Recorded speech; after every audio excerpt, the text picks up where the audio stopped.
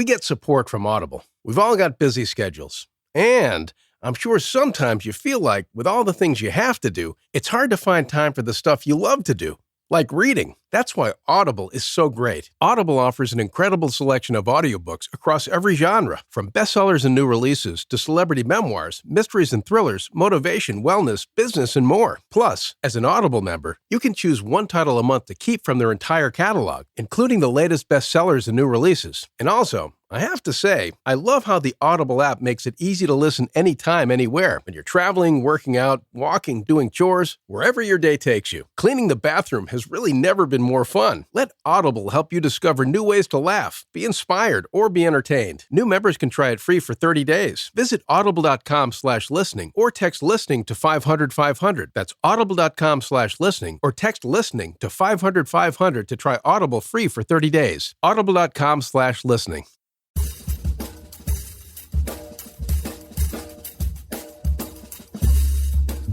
I mean, no one plans to get sick, and yet, here we are. My name is Matthew Zachary. I survived cancer, a stroke, and COVID-19, and somehow I'm still here. I also survived our stupid, broken healthcare system, and I want to help you survive it too. So let's go make healthcare suck less together. Because you know what? We're all out of patience. Hey, that's the name of the show. Hello, friends. Welcome back to Out of Patience. A quick reminder before we get started. If you like the show, I hope you do. How about a review, a like, a rating, some kind of something somewhere? I don't know. On the show today, Michael Buller, the Senior Director of Content and Creative Services at Dana-Farber Cancer Institute and the producer of one of my favorite new podcasts, Unraveled. We are both SUNY alumni, and we're both cancer survivors. I'm 25 years out. He's 10 years out. We're both media guys that got sucked into the cancer world and love broadcasting and publishing. We have a great conversation about so many different things, but we're really leaning into this amazing podcast, Unraveled. I highly recommend everyone have a listen to it. The Unraveled podcast from Dana-Farber. Check it out wherever you get your podcasts. And all right, let's get started with Michael Buller. Enjoy the show.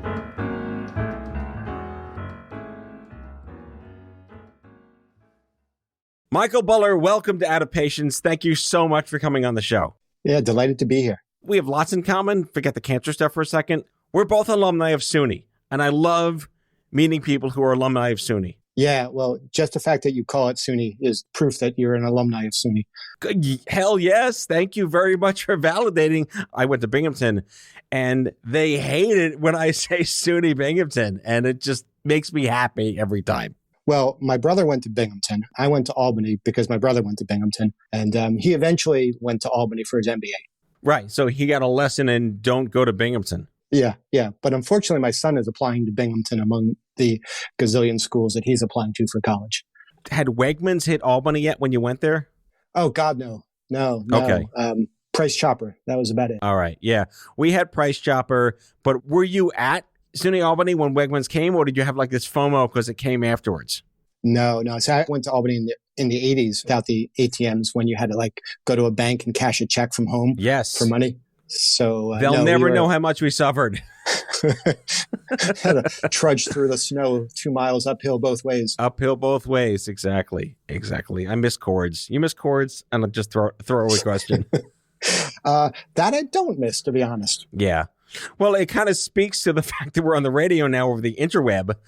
Yeah. No, it's true. The more I listen to podcasts, the more I think I'm listening to radio. Well, I mean, honestly, I have gotten some crap from the crazy kids because I call it radio. Podcasting is basically radio, modern day talk radio on demand. There's still terrestrial radio, AM and FM. But, XM decided that they're going to be terrestrial and digital, and why can't we be the same thing? It's interesting was we get requests from people who say we want a podcast. And my question for them is always, do you want a podcast or do you want an audio file that you want to put on the website? To me, podcast is continuous publishing. It's radio. It's conversations, community. That's a lot what radio was like. Radio is also very uniquely sensory driven because it's just your ears. And you think about, TV, it was a different way to experience media because you're using lots of senses instead of just one. But radio is always really intimate. And to your point, is it fair to say that most people don't appreciate the level of almost theatrics that has to go into radio versus television? Yeah, no, I think that's a great point. And the times that you listen to podcasts, are different. I mean, yeah, some of it's in background, but some of it's in that really focused time when you're commuting or you're taking a walk and it's just you and what you're listening to. I came up as a magazine editor. I mean, I spent years doing magazines, and when we were writing the script, it really struck me as very similar to long form narrative. You're creating the story, you're creating an arc, there's some drama to it, there's a natural flow to the story, very similar to print journalism, except then you've got to convert it into the audio format. Right. And it also depends on what type of culture you want your show to have. I had a live internet talk radio show, not a podcast, in 2007, 8, and 9. It was live. If you missed it, you were screwed. And now everything's like on demand. So another thing we could take for granted is, do you want a show that's like this, like Car Talk, for people to just shoot the shit? Or do you want a show that is informational, or is it, semi-narrative or fully narrative? People that just think, I'm going to start a podcast. There's a mic I'll buy. I'm going to talk into a cloud. Poof, you're a podcaster, right? Right. And, like 5 years ago or so, when podcasts were getting big and the crime, Serial podcast, and Slow Bird. Serial, right. Yeah. The one that went crazy. So we're like, well, we've got a microphone. We could do a podcast. But they weren't scripted. They were just conversations that I was having with other patients about different things that cancer patients experience. And, spoiler alert, as a cancer patient, I felt like I could be authentic in having these conversations with people. And we would talk about different issues, about how you talk to your kids about cancer, how you go from treatment to after treatment and what that's like. And, we weren't really doing sound engineering. There's more chats, just informal chats with people. I got drafted into the cancer world like you did. I was 25 years ago. And back then there was only literally magazines and television and old school radio, nothing for people like us. But the point I want to make and get your thoughts on is that everything created for cancer patients and media is stuff you never, ever woke up one day and hoped you'd have to listen to. Mm-hmm. So there's a certain sense of, we used to call it anti-expectation in the media, if that jargony term from like the late 90s. Like when toilet paper became bathroom tissue, like that's anti-expectation, right? But there's a certain level of appreciation that cancer patients have to understand what other cancer patients hate the fact they have to listen to, right? All the time. And, it's the club that you're in that you never wanted to be invited to. And there are things that you think other patients are going through, but until you actually go through it, it's impossible. You just don't know what you don't know. I'll give an example that's really recent. I just came back from sort of the normal scans that I had like yesterday. I had PET CT scans, which were just normal, just to see if there's any progression, yada, yada. If you asked me before that, am I anxious about it? I'm like, no, not really. It's okay. I've done these before. I've been doing them for years. But until you get through them and you get the results and you come back, you don't realize what a cloud it has over you for the day. And a day after it, this morning, you wake up, there's a spring in my step. And that is something that's really hard to understand if you haven't been through it. Well, yeah, the running word has always been like scanxiety is active traumatic stress disorder, not post-traumatic stress disorder. Yeah, I haven't heard that. I heard scanxiety, but no, it's definitely active traumatic stress disorder. It's in real time. So you had follicular lymphoma, and I've always found it interesting that the blood cancer words never have the word cancer in them. And follicular sounds like it's something wrong with your hair because there's like hairy cell leukemia. Like, what are people thinking? It's blood cancer. But congratulations on Thank you. Decade of not having to deal with the you have cancer conversation. Well, there is something wrong with my hair, but that's a separate issue. Separate issue. Me too. So, yeah, follicular lymphoma, it's one of the, I don't know exactly how many, but 50 somewhat types of non-Hodgkin lymphoma. Still doesn't have the word cancer in. Right. It's what they call an indolent lymphoma, slow growing. And it's chronic. I think most people would say non-curative cancer. So it's just one of these things that you just have to keep dealing with on a regular basis. And that's what we've been doing, for 10 plus years. And that's progress. I mean, every now and then I plug this documentary that we produced this year called The Cancer Mavericks, which details the stories of the people who got the last 50 years to happen after the War on Cancer Act. And the short story is that we kind of all just used to die. And that wasn't okay. And, granted, yes, bell curve, many people still die today from cancer. It's far fewer than it used to be, thankfully, because of advances in medicine and screenings. Isn't that good to look at progress? Yeah, absolutely. Yeah, I mean, a lot of people, as they say, are dying with cancer, not dying of cancer. Right. And that's tremendous progress. I mean, you look at, and don't quote me on the numbers, but you look at something like childhood leukemia and ALL, which has essentially flipped the curve from the number of kids who used to die from it versus the number of kids who survive it now and are cured of it.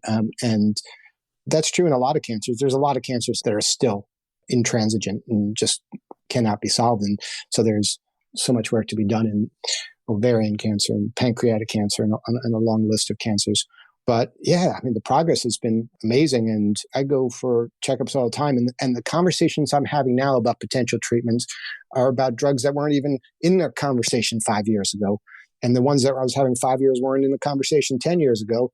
And I was on a drug called Rituxan early on and twice. And that wasn't even in the conversation 20 years ago. So we continue to make progress and it's great. And just got to keep going. All right, we'll be right back with Michael Bowler after the break.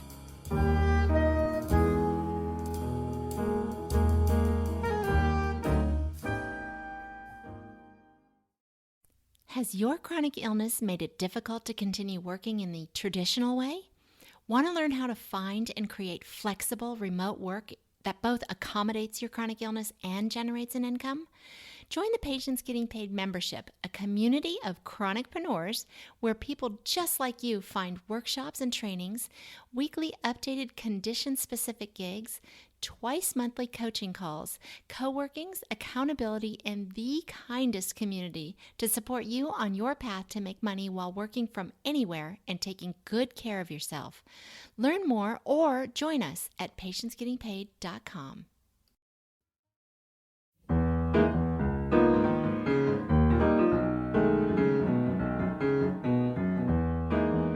All right, Mike, we're back, and I love nerding out over media. Like, I don't get to talk to a lot of people who totally, understand it, and we can geek out over the whole podcasting is easy, but the business of podcasting is really hard. But I want to get into the Unraveled podcast you do for Dana-Farber, because I'm a huge fan of Dana-Farber. They had one of the first young adult cancer support groups ever in the early 2000s. But I want to talk about you as a media guy who started a blog back when blogs were blogs. And I was reading it. You're kind of like the George R.R. Martin of cancer bloggers, because they're like one a year. I'm genuinely sorry for the loss of your father. I was reading that article you so bravely wrote. But it's called Thinking Out Loud. And, you're a media guy. You think out loud in general because you always have creative ideas. Were you inspired to start a blog, or were you a writer beforehand? Or you're like, screw it, I'm just going to vomit on the internet because I'm pissed? A little bit of everything. A little bit of all of the above. I spent 20 years in magazines and trade magazines and custom publishing magazines, and I've been a writer and editor for that many years. And before I got into communications at Dana-Farber. And so part of it was like, I felt like I had information I could share and I should share. Part of it is I'm not really good about talking about things, but I'm really good about writing about things. So it was a way for me to process. And writing just let me kind of process it, get it out of my head.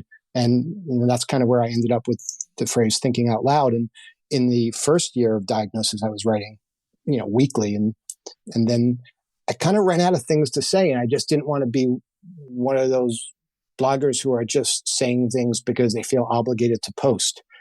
And I have so many blog posts that I've started. I got nothing to say here.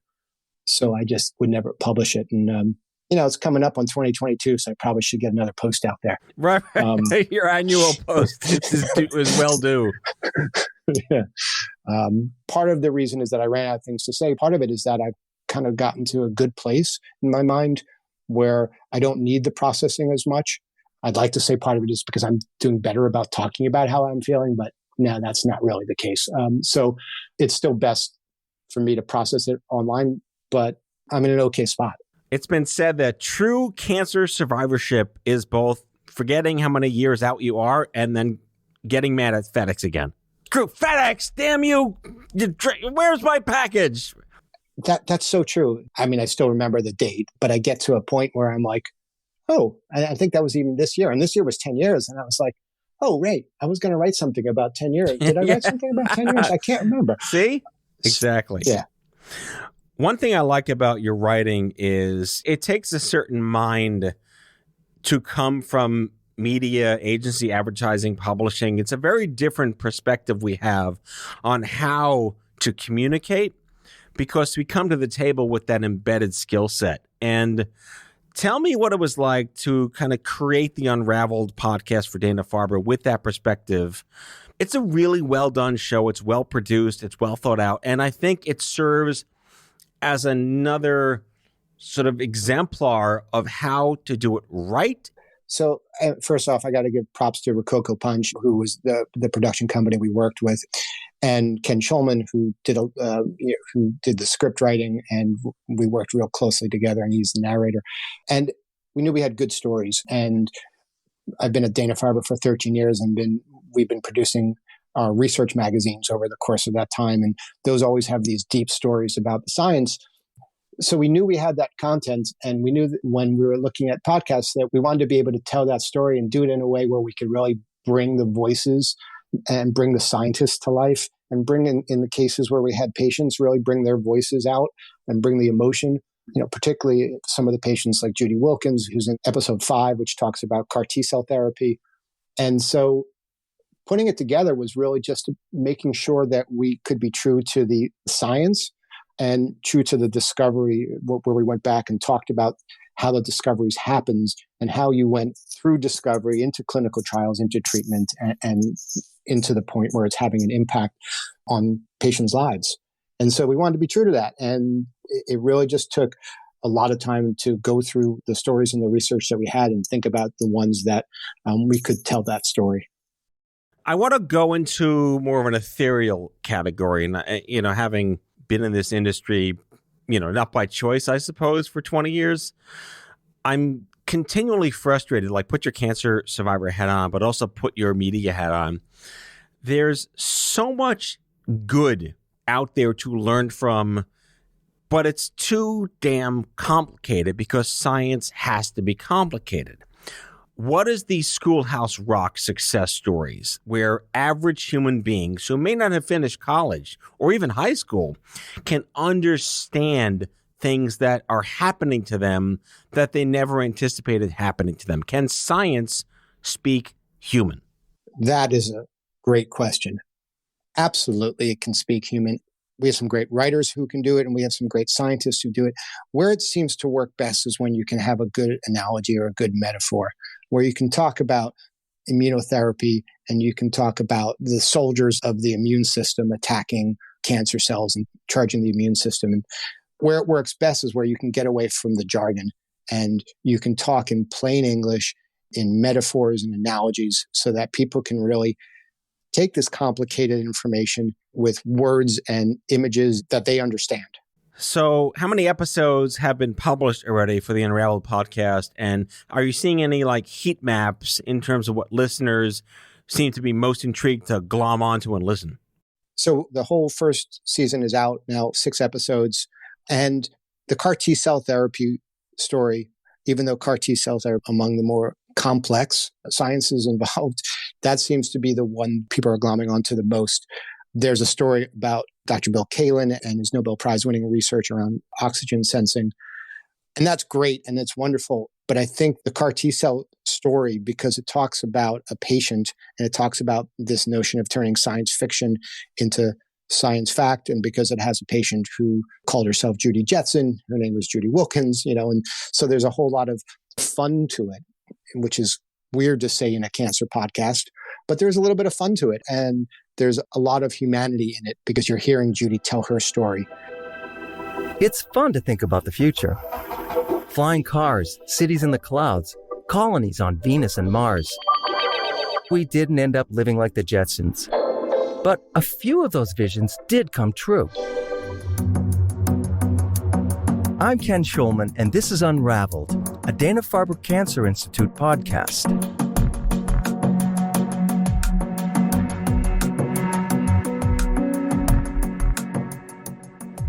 Judy Wilkins grew up in central Massachusetts, listening to vinyl records and watching the Jetsons on TV. She's had her own hair salon for 40 years. In May of 2013, she came down with a staph infection. It wouldn't go away. It was lymphoma. She had a slow-growing type of B-cell non-Hodgkin lymphoma when I first met her that didn't require immediate therapy, and so I watched her for some time. That's Karen Jacobson. Wilkins' slow-growing lymphoma transformed into a fast-growing, aggressive form of cancer. That changed the landscape and the strategy. And that's when the roller coaster ride started. It was early 2016. There was a clinical trial underway. A trial for patients with the same lymphoma that Judy Wilkins had. What they do is manufacture my cells in Petri dishes to put back into my body once they have re-energized the cells. It was just like total science fiction.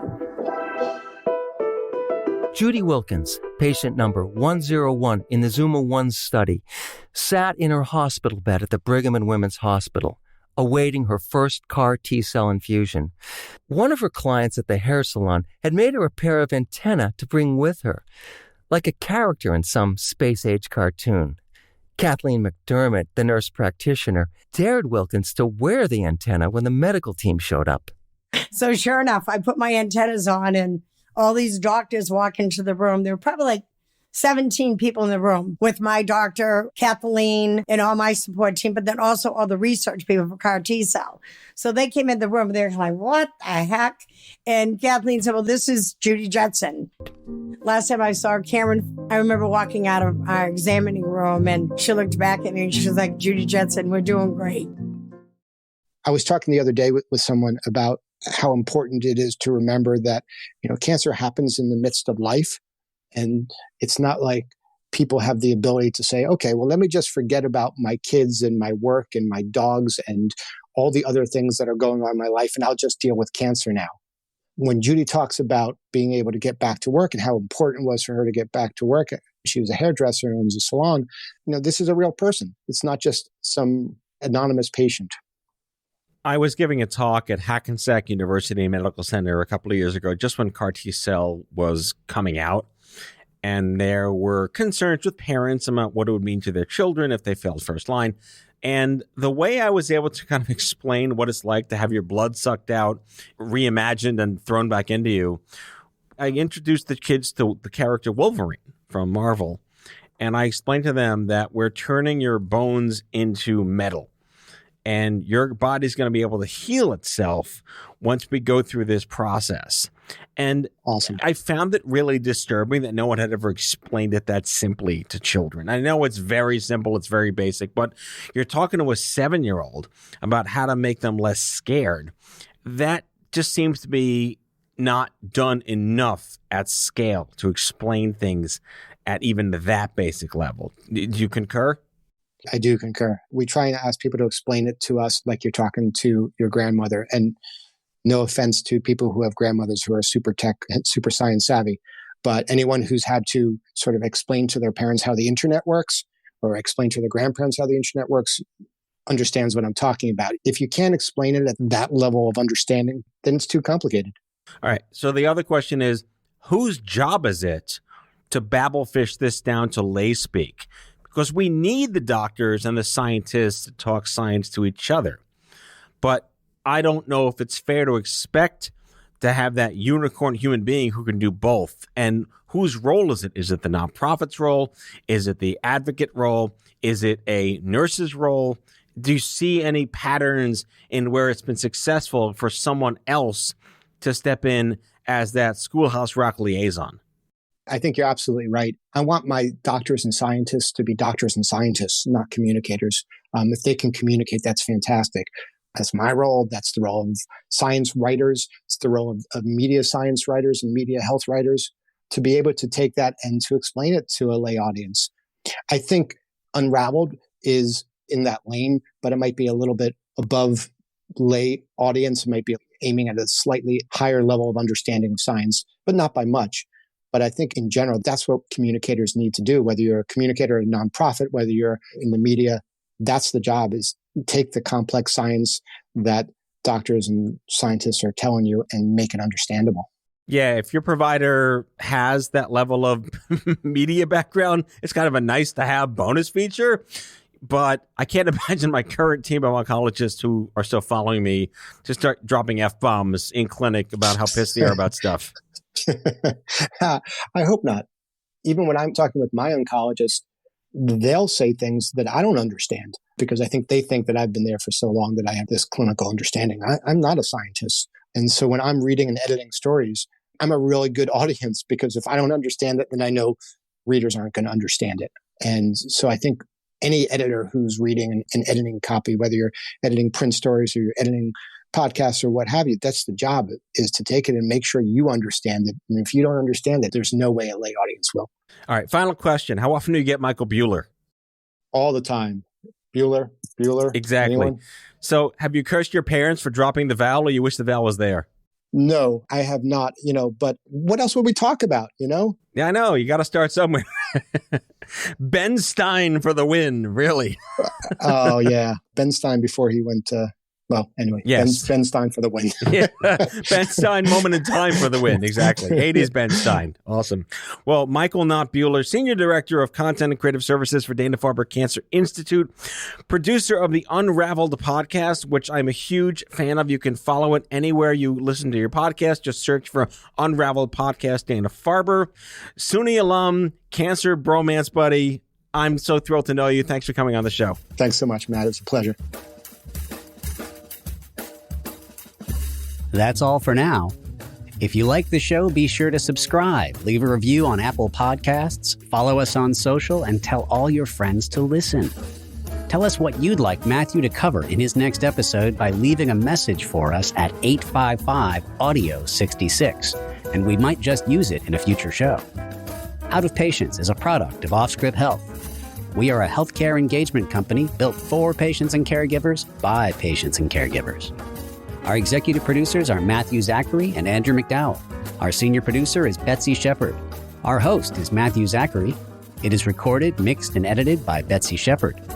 For advertising and media inquiries, email media@offscript.com. That's media@offscript.com. For more information, visit offscript.com.